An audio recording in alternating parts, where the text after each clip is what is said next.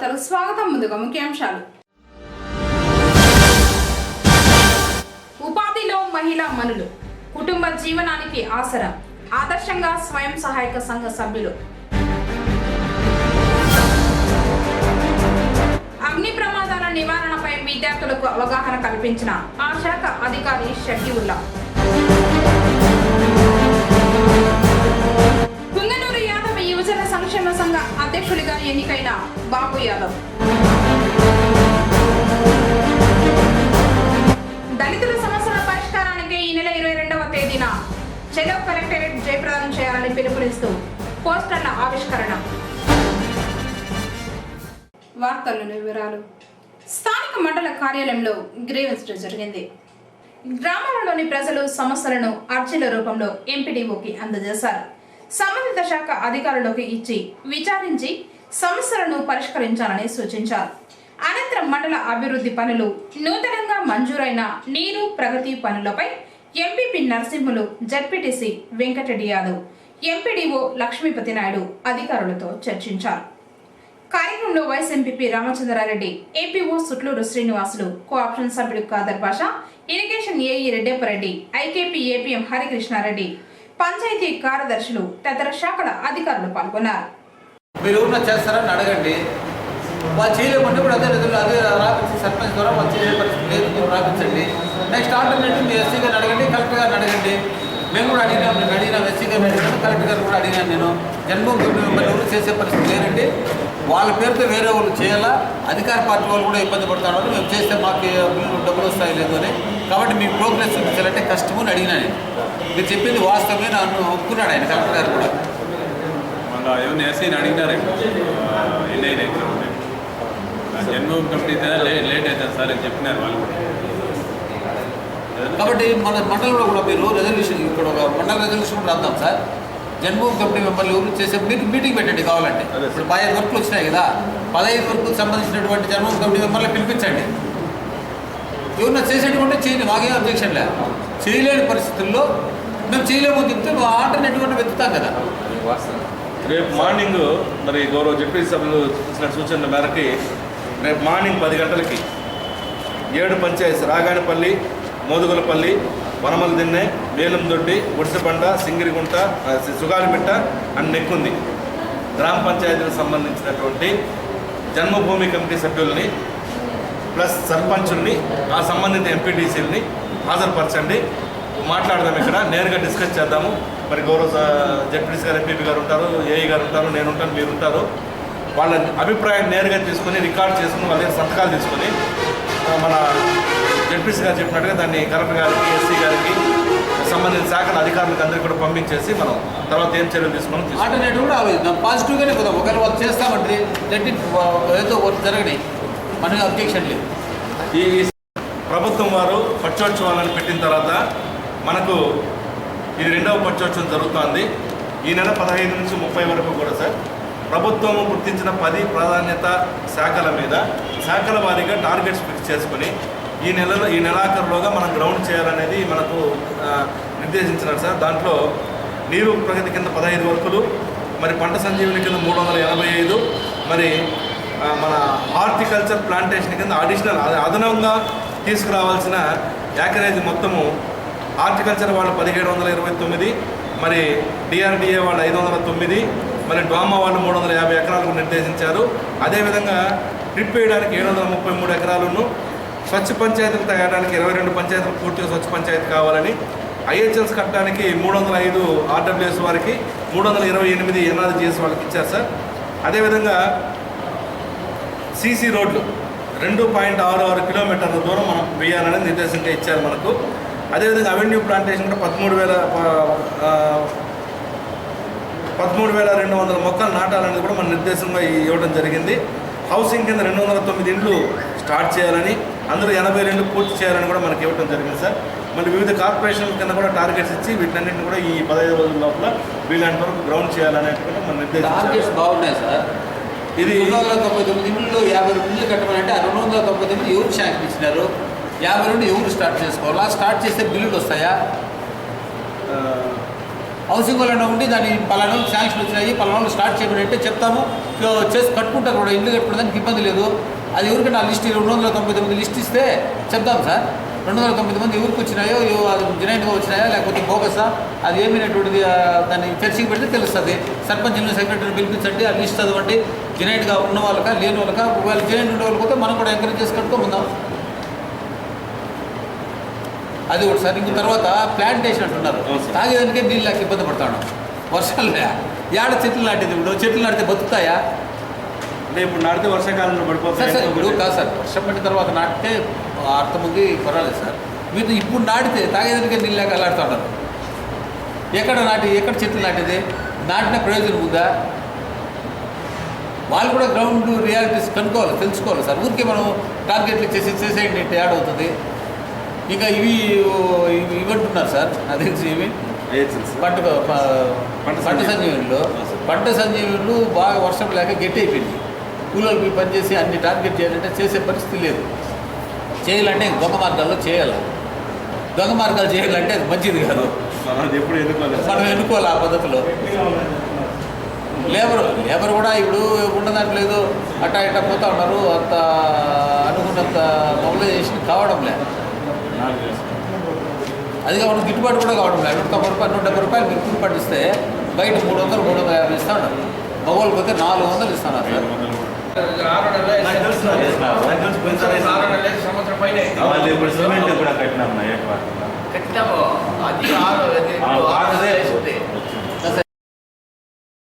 దళితుల సమస్యల పరిష్కారానికి ఈ నెల 22వ తేదీన జరుగు చలో కలెక్టరేట్ జయప్రదం చేయాలని కేవీపీఎస్ నియోజకవర్గ ఇన్ఛార్జ్ నారాయణ బాబు పిలుపునిచ్చారు.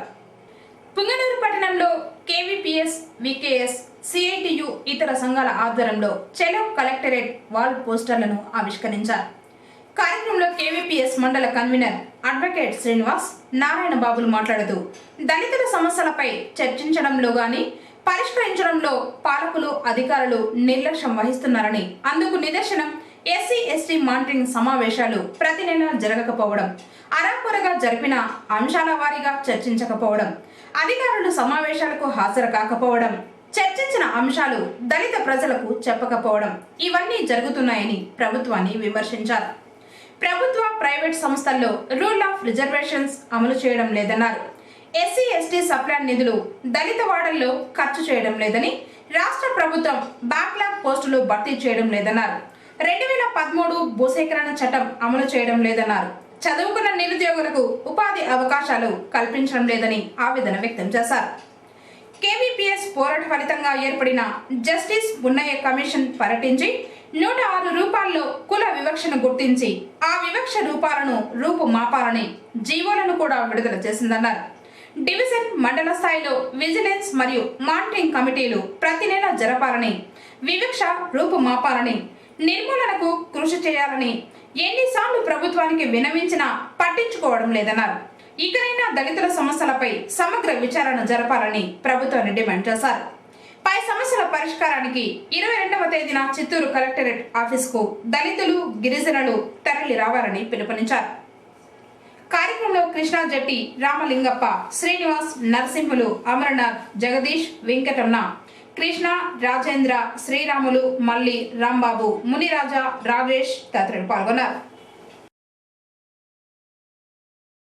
స్వతంత్రం వచ్చి 70 సంవత్సరాలైనా దళితులపైన ఇంకా వివక్షత కొనసాగుతూనే ఉంది.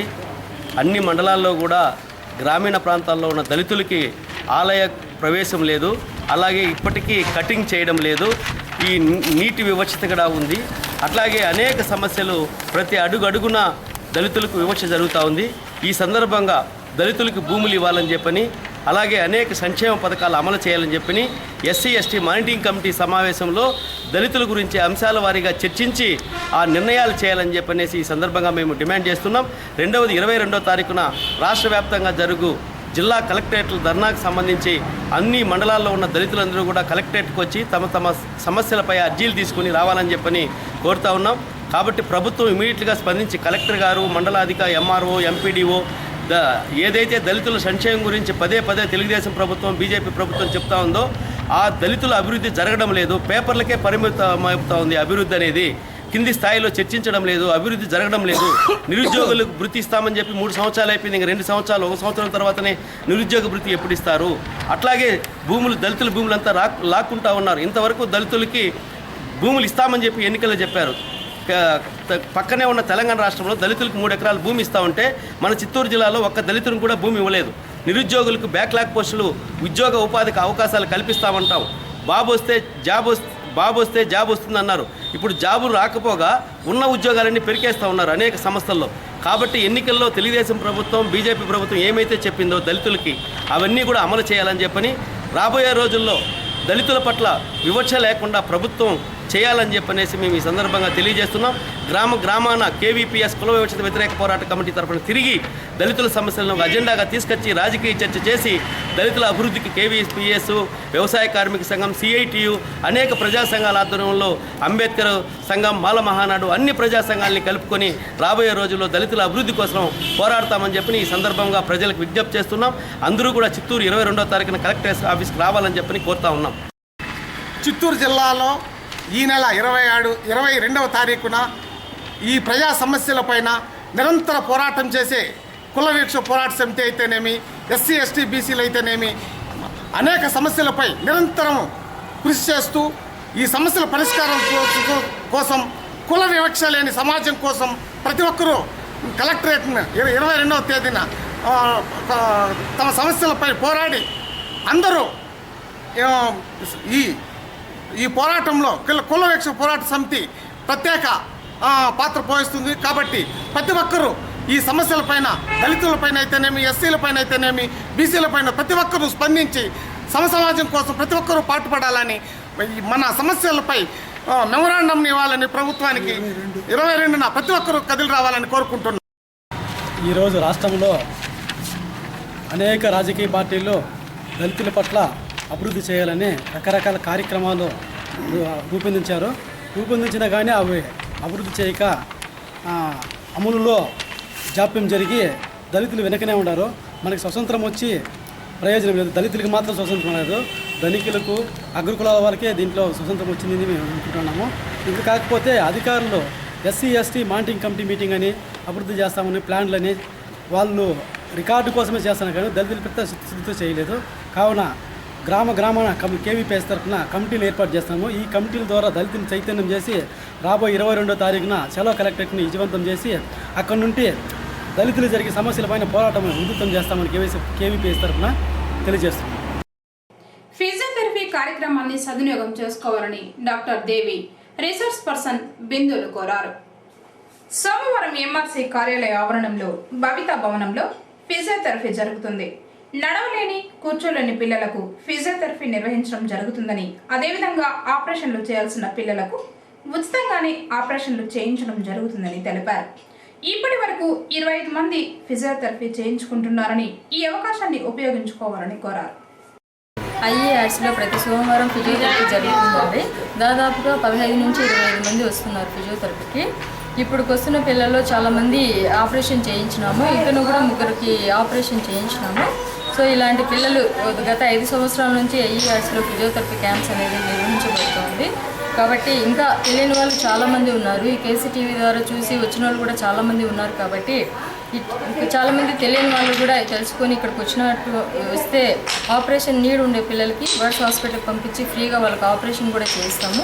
ఆ తర్వాత ఫిజియోథెరపీ కూడా ఫ్రీగానే వాళ్ళకి చేయించి ఆ తర్వాత వాళ్ళని నడిపించే బాధ్యత కూడా మాదే. కాబట్టి ఏ మారుమూల ప్రాంతాల్లో ఇంకా ఎవరైనా సరే ఇలాంటి పిల్లలు ఉంటే ఈ అవకాశాన్ని సద్వినియోగం చేసుకోవాలి.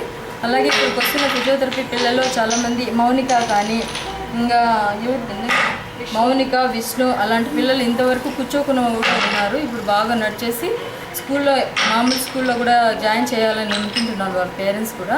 కాబట్టి ఇలాంటి పిల్లలు ఎక్కడైనా ఉంటే కూడా ఈ అవకాశాన్ని సద్వినియోగం చేసుకోవాల్సిందిగా కోరుతున్నాను. సర్వశిక్ష స్థానిక భవితా సెంటర్లో ప్రతి సోమవారం ఫిజియోథెరపీ నిర్వహించడం జరిగిందండి. మా దగ్గర ఎంఆర్ పిల్లలు అంటే మానసిక వికలాంగులు కలిగిన పిల్లలు, అలాగే వినికిడి లోపం గల పిల్లలు, చూపు తక్కువ ఉన్న పిల్లలు, ఈ 3 కేటగిరీ పిల్లలు వస్తున్నారు. ఎన్ఆర్ఎస్సీ అంటే ఈ 3 కేటగిరీలు ఉన్న పిల్లలు మా దగ్గర ఎన్రోల్డ్ అయినట్లయితే వాళ్ళకి ప్రతి నెల 300 రూపాయలు రవాణా ఖర్చుల కింద ఇవ్వడం జరుగుతుంది. అలాగే ప్రతి నెలకు ఒకసారి ఆడియాలజిస్ట్ కూడా రావడం జరుగుతుంది. ఇక్కడ 2 టీచర్లు, ఒక కేర్ టేకర్, ఒక ఫిజియోథెరపిస్టు, ఆడియాలజిస్టు, మొత్తం 5 మంది స్టాఫ్ ఉంటున్నారు. వీళ్ళకి ఇటువంటి పిల్లలకి మా దగ్గర సర్జరీస్ కానీ సర్టిఫికేట్ కానీ ఇవన్నీ కూడా ఇవ్వడం జరుగుతుందండి. ఇటువంటి పిల్లలు ఈ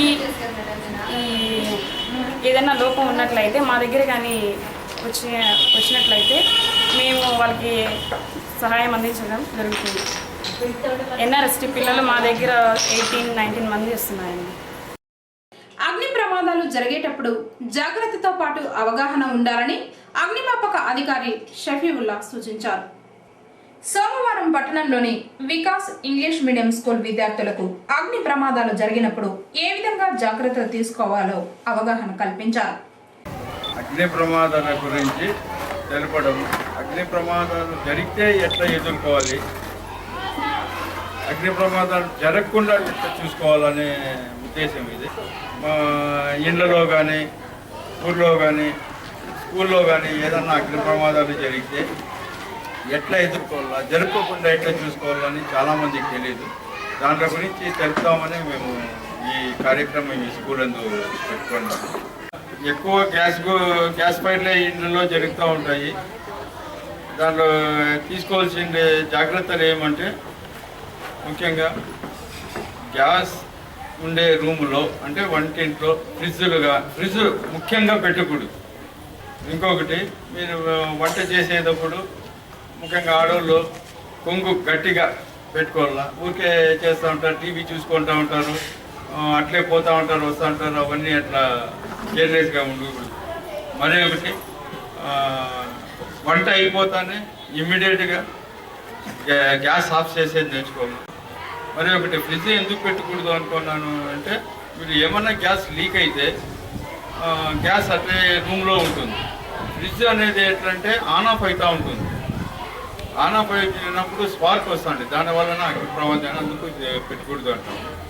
ఎట్లంటే స్విచ్లు ఉంటాయి, స్విచ్లకి మళ్ళా అదనంగా చేస్తూ ఉంటారు, అవన్నీ వేయకూడదు.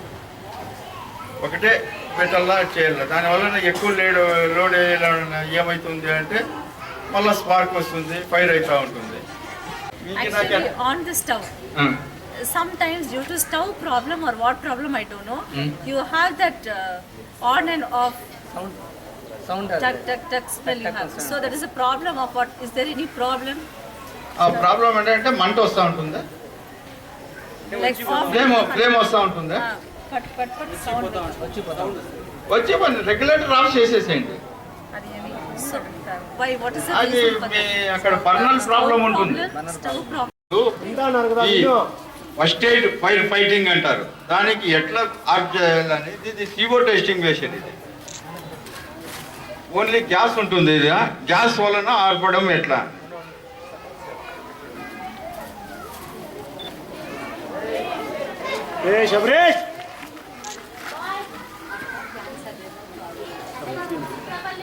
ఇప్పుడు చూడండి, అది ఎస్టింగ్విషర్తో ఎట్లా ఆపుతారు అనేది.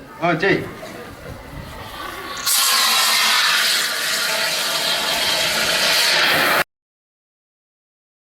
కార్యక్రమంలో హెచ్ఎం అఖిల, ఉపాధ్యాయులు జోషి భాస్కర్, శంకర్, మురళి, తిలక్, మంజు, ఇమ్రాన్, అగ్నిమాపక సిబ్బంది నందకుమార్, సుబ్బరాజు, లక్ష్మీనారాయణ, ఆనంద్, మోహన్ తదితరులు పాల్గొన్నారు.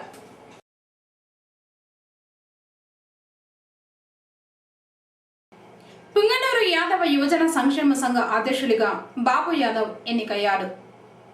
ఆదివారం జరిగినటువంటి సంఘ సమావేశంలో యాదవ యువజన సంక్షేమ సంఘాన్ని నియమించారు.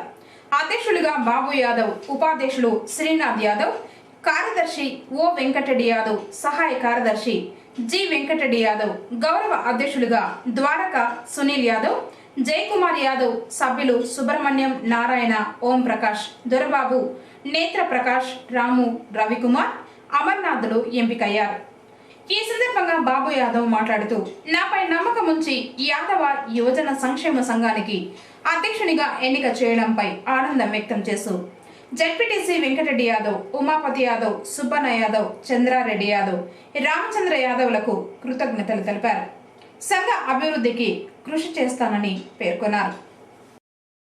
వారంతా ఒకప్పుడు వంటింటికే పరిమితమయ్యారు. ఇప్పుడు ఆ పరిస్థితి లేదు.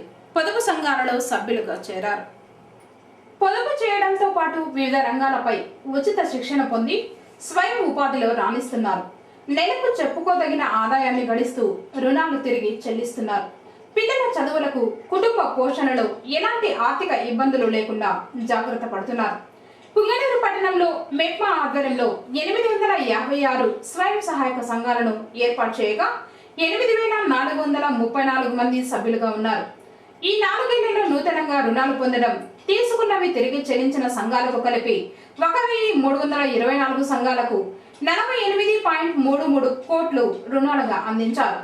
పట్టణంలో హోటళ్లు, వస్త్ర దుకాణాలు, బ్యూటీ పార్లర్లు, గృహోపకరణాలు, ఫర్నిచర్ దుకాణాలతో పాటు చింతపండు, ఎంబ్రాయిడింగ్, అల్లికలు, పెయింటింగ్స్, చిరుతిండ్ల తయారీ, విక్రయాలతో ఉపాధి పొందుతున్నారు. కృషి పట్టుదల ఉంటే ఏదైనా సాధ్యమని పట్టణ స్వయం సహాయక సంఘాల సభ్యులు నిరూపిస్తున్నారు. ఏటా బ్యాంకర్ల నుంచి రుణాలు తీసుకోవడం, నెల నెల పొదుపు చేయడంతో పాటు తీసుకున్న రుణాలు కంతుల వారీగా చెల్లించడంతో బ్యాంకర్లు సైతం రుణం తీరడం వెంటనే ఎలాంటి సిఫార్సులు లేకుండా తిరిగి రుణాలు అందిస్తున్నారు. స్వయం సహాయక సంఘాల సభ్యుల చిన్న చిన్న వ్యాపారాలు నిరంతరాయంగా కొనసాగడంతో పాటు మెప్మా అధికారుల ప్రోత్సాహం లభిస్తోంది. కొందరు మహిళలు పిల్లలకు పెళ్లిళ్లు చేస్తే ఇక తమ పని పూర్తయిందని మిన్నకుండిపోతారు. పట్టణంలోని కుమ్మరి వీధికి చెందిన లలిత కుమారి ఇంటి దగ్గరే ఉంటూ కర్ణాటక నుంచి ఎక్కువ మొత్తంలో టీ పొడి, పోషక పదార్థాలను దిగుమతి చేసుకుని ధరలకు విక్రయిస్తున్నారు. ఆ వీధిలోనే వారే కాకుండా పొరుగు వీధులకు చెందిన వారు సైతం వచ్చి కొనుగోలు చేస్తున్నారు. ఫ్యాషన్ మోజులు బైక్ స్టంట్లు చేసి యువకులు ప్రాణాల మీదకు తెచ్చుకోకండని చిత్తూరులో బైక్ స్టంట్ల ప్రదర్శనను నిర్వహించారు.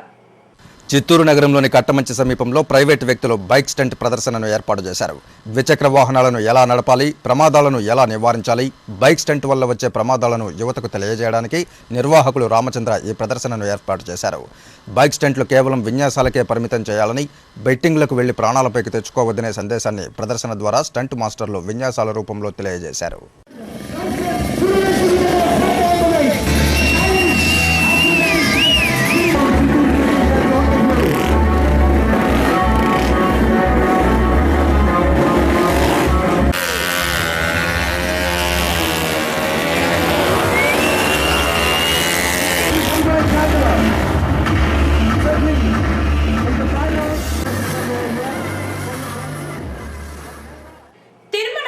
భక్తులకు దయనీయమైన పరిస్థితి నెలకొంటోంది.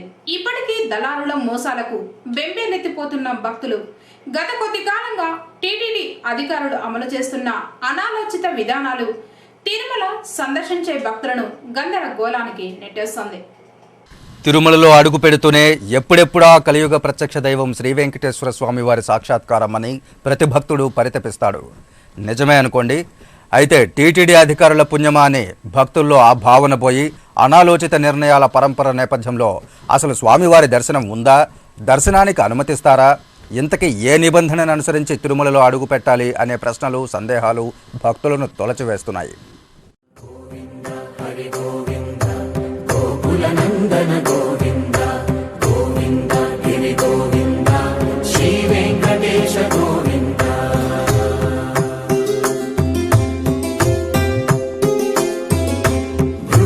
పూజిత గోవింద, భూమి యజ్ఞ ఫల గోవింద, వికుంఠ విరక్త గోవింద, వెంకటగిరిహిత గోవింద. హలో, మాది నెల్లూరు జిల్లా గూడూరు మండలం. మేము 25 మంది తిరుమలకి కాలినడకన వస్తాం. ప్రతి 6 నెలలకు ఒకసారి వస్తుంటాము. కానీ ఈ ఉచిత దర్శనం టోకన్ లేవనేటప్పటికి మాకు చాలా బాధగా ఉంది. కానీ దీని గురించి మేము అంతా ఆశతో వచ్చాం. ఒక 100 కిలోమీటర్ల ముందు నుంచి మేము మొత్తం చిన్న పిల్లకాయల కాడ నుంచి పెద్ద దాకా మొత్తం 30 మంది దాకా వచ్చాము.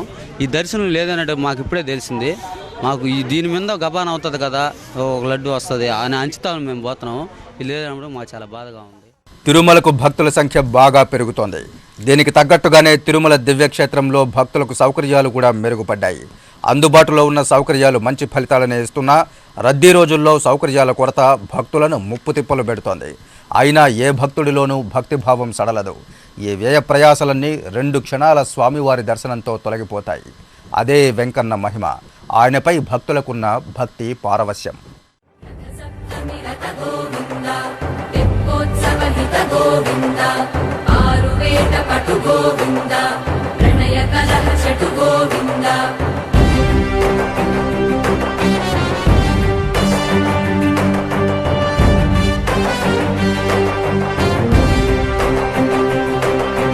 పుష్పయాగయుగ గోవింద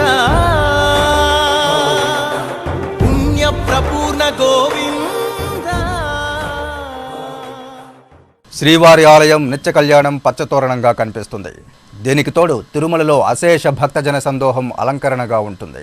గంటల పాటు క్యూలైన్లలో నిరీక్షిస్తున్న అలసట కానీ, వెనుదిరిగి వెళ్ళిపోవాలనే ఆలోచన కానీ ఏ భక్తుడికి కలగదు. అయితే భక్తులకు లేని నొప్పి మన టీటీడీ అధికారులకు కలుగుతోందో ఏమో తెలియదు కానీ అర్థం పర్థం లేని తీర్మానాలు అమలు చేసి భక్తులను వేదనకు గురి చేస్తున్నారు. ఇదివరకే రద్దీ సమయాల్లో 300 రూపాయల ప్రత్యేక ప్రవేశ దర్శనం టోకన్లను కుదించిన టీటీడీ తాజాగా శుక్ర, శని, ఆదివారాల్లో దివ్య దర్శనం రద్దు, తక్కిన రోజుల్లో 20,000 స్లాట్ అమలు, అద్దె గదుల మంజూరులో టోకెన్ సిస్టమ్ వంటి విధానాలు అమలు చేసి భక్తుల ఆగ్రహానికి గురవుతోంది. నూతన సంవత్సరాది జనవరి 1, వైకుంఠ ఏకాదశి, బ్రహ్మోత్సవాలు తదితర పర్వదినాలు, పండుగ రోజుల్లో భక్తుల రద్దీపై ఆందోళన చెందకుండా పకడ్బందీ ఏర్పాట్లతో లక్షలాది మందికి దర్శనం చేయించే టీటీడీ యాజమాన్యం సాధారణ రోజుల్లో, వారాంతపు సెలవుల్లో ఎందుకు చేతులెత్తేస్తున్నారో అర్థం కావడం లేదు. 6 ఏళ్లకు పైగా టీటీడీ పరిపాలనపై అపార అనుభవం ఉన్న జేఈఓలు శ్రీనివాసరాజు, పోలా భాస్కర్ వంటి ఐఏఎస్ అధికారులు ఉండి కూడా ప్రస్తుత ఈవో సింఘాల్ తెరపైకి తెచ్చిన సంస్కరణలు దేనికి సంకేతమో అర్థం కాని పరిస్థితి. 24 గంటలలో 1,00,000 మంది భక్తులకు దర్శనం కల్పించి పూర్వపు ఈవో సాంబశివరావు స్ఫూర్తిని నింపినా ఫలితం లేకుండా పోతోంది.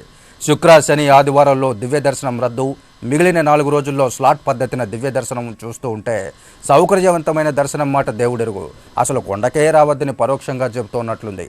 శ్రీవారి సొత్తుకు, సంపదకు జవాబుదారీగా ఉండాల్సిన టీటీడీ ఉన్నతాధికారులు ఏకంగా టీటీడీ ఆదాయానికే గండికొట్టేలా నిర్ణయాలు చేయడం మంచిది కాదని శ్రీవారి భక్తులు, విశ్లేషకులు సూచిస్తున్నారు.